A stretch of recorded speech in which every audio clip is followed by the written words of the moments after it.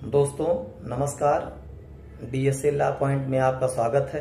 आज हम लोग भारतीय नागरिक सुरक्षा संहिता की धारा 2 में जितनी परिभाषाएं दी हैं उनको देखेंगे, लेकिन उसके पहले जो भारतीय नागरिक सुरक्षा संहिता की धारा 2 में परिभाषित हैं एवं दंड प्रक्रिया संहिता 1973 में थी उनको एक बार देख लेते हैं।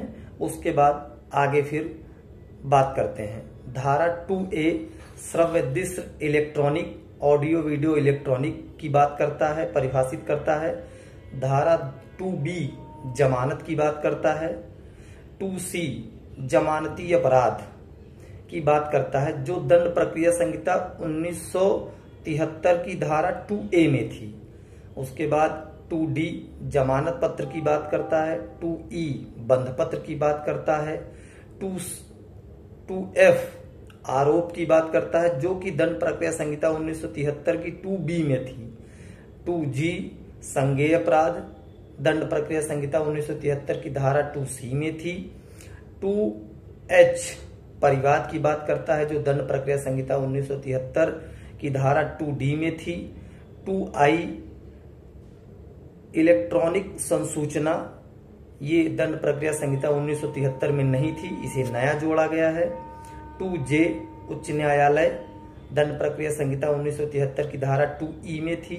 उसके बाद 2K जांच इंक्वायरी की बात करता है, ये दंड प्रक्रिया संहिता 1973 की धारा 2G में थी। 2L इन्वेस्टिगेशन की बात करता है, ये 2H में पहले था। 2M न्यायिक कार्यवाही की बात करता है, जो पहले 2I में था। 2N स्थानीय अधिकारिता की बात करता है, जो पहले 2J में थी। 2O असंज्ञेय अपराध की बात करता है, जो पहले 2L में थी। 2P अधिसूचना की बात करता है, जो पहले 2M में थी। 2Q अपराध की बात करता है, जो दंड प्रक्रिया संहिता 1973 की धारा 2N में थी। 2R पुलिस थाने का भार साधक अधिकारी की बात करता है, जो पहले 2A में थी। 2S स्थान की बात करता है, जो पहले 2P में थी। 2T में पुलिस रिपोर्ट दिया गया है, जो पहले धारा 2R में थी। 2U पुलिस थाना की बात करता है, जो पहले 2S में थी। उसके बाद 2V लोक अभियोजक की बात करता है, जो पहले दंड प्रक्रिया संहिता 1973 की धारा 2U में थी। 2W उपखंड की बात करता है, पहले ये 2V में था। अब 2X समन मामला, जो पहले 2W में था। 2Y पीड़ित, जो पहले 2WA में था। 2Z वारंट मामला, जो दंड प्रक्रिया संहिता 1973 की धारा 2X में थी। अब इसमें जो भारतीय नागरिक सुरक्षा संहिता में नए प्रावधान परिभाषाओं में जोड़े गए हैं, उनमें सबसे पहला है ऑडियो वीडियो इलेक्ट्रॉनिक, मतलब श्रव्य दृश्य इलेक्ट्रॉनिक। और जमानत को भी परिभाषित किया गया है, जो पहले नहीं था। और जमानत पत्र एवं बंध पत्र तथा इलेक्ट्रॉनिक संसूचना की इसमें परिभाषा बताई गई है।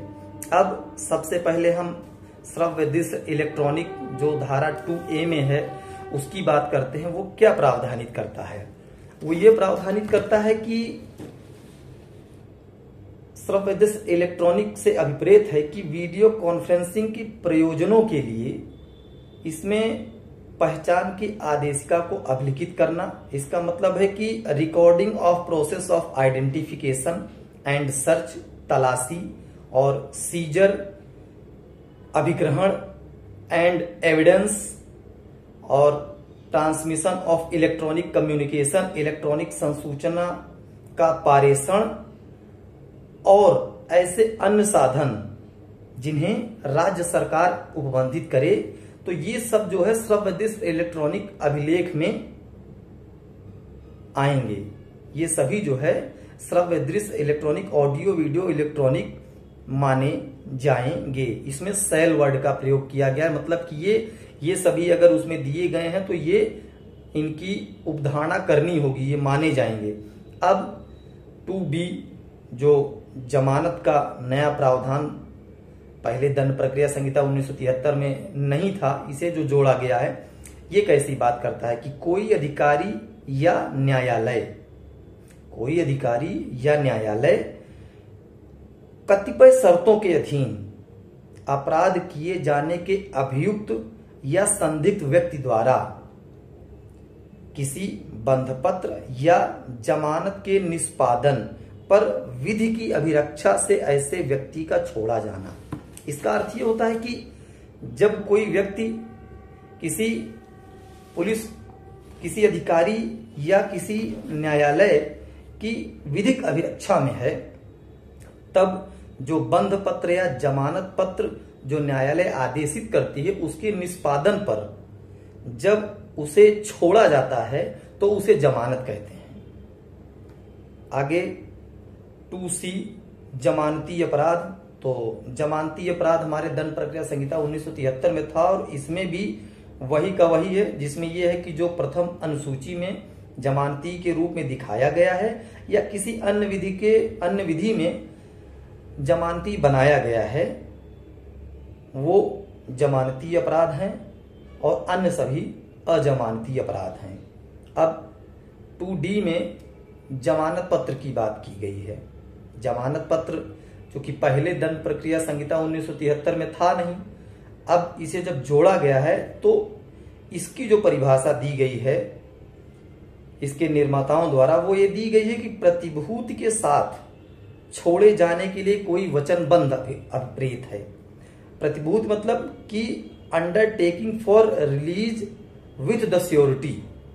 आप ऐसा कोई एक वचन दें न्यायालय को, उसके साथ एक श्योरिटी दें कि नहीं, हम ये वचन दे रहे हैं कि अगर इसका हम इस जमानत का भंग करते हैं तो हमारी ये प्रतिभूति है ये जब्त कर ली जाएगी। तो ये जमानत पत्र प्रावधानित किया गया है। इसके बाद 2E जो बंधपत्र कर दिया जाता है उसको भी परिभाषित किया गया है।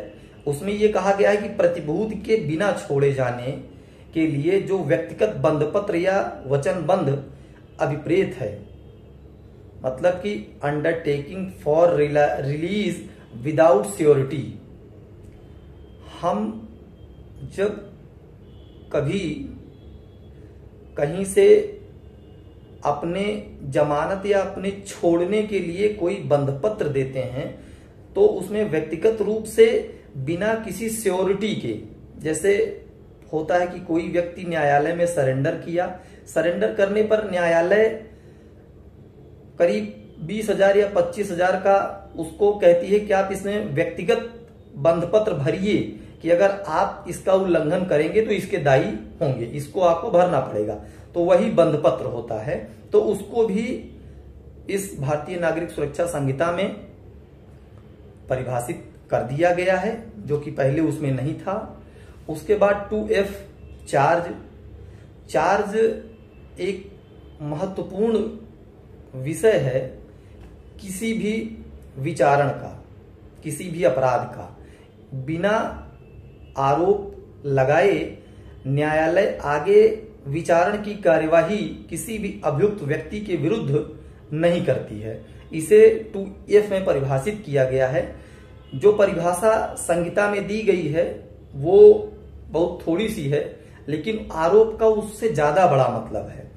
जो इसमें परिभाषा वो यह है कि जब आरोप में एक से अधिक शीर्ष हो, आरोप का कोई भी शीर्ष है, तो आरोप तो किसी भी तरीके के हो सकते हैं, उसके कितने भी शीर्षक हो सकते हैं, लेकिन मुख्यतः न्यायालय किसी भी अपराध के कारित होने के बाद जब पुलिस विवेचना उपरांत चार्जशीट न्यायालय में दाखिल होती है, उसके बाद यदि वह सेशन के द्वारा ट्रायबल है या मजिस्ट्रेट के द्वारा ट्रायबल है, उसमें आरोप को अभियुक्त के व्यक्ति के ऊपर लगाया जाना अति आवश्यक होता है। तत्पश्चात ही उसका विचारण किया जाता है, जिसे धारा 211 में परिभाषित किया गया है। 211, 12, 13 में आरोप के विषय में पूरा बताया गया है कि आरोप क्या है, आरोप में क्या क्या बातें होंगी, आरोप किस तरीके से प्रारूपित किया जाएगा,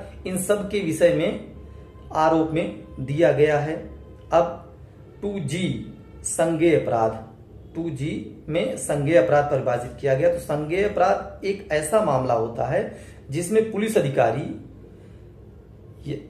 बिना वारंट के किसी व्यक्ति को गिरफ्तार कर सकता है। और ये प्रथम अनुसूची में जो सूची दी गई है वो इसमें एक पूरी इसकी एक कतार दी हुई कि कौन से अपराध संज्ञेय हैं, तो उनमें ये आता है प्रथम अनुसूची में। लेकिन इसकी मुख्य बात यह है कि इसमें पुलिस अधिकारी जो भी कोई व्यक्ति संज्ञेय अपराध करेगा उसको बिना वारंट के गिरफ्तार कर सकती है और आगे कार्यवाही के लिए उसको भेज सकती है या कार्यवाही उसके ऊपर कर सकती है। आज के वीडियो में अब चूंकि ज्यादा बड़ा हो जाएगा, एक छोटी सी बात रह गई है जो जमानत से संबंधित है, जो इस परिभाषा में जोड़ा गया है। तो जमानत के विषय में यह कहा गया है कि जमानत एक जो है नियम है और जेल एक अपवाद है। इसे राजस्थान राज्य बनाम बालचंद्र उर्फ बलिया 1978 के मामले में उच्चतम न्यायालय ने इस फैसले को दिया, जो आपराधिक न्याय प्रणाली में जमानत के महत्व को प्रमाणित करता है। अब जमानत भी दो प्रकार की होती है, एक नियमित जमानत होती है, एक अग्रिम जमानत होती है।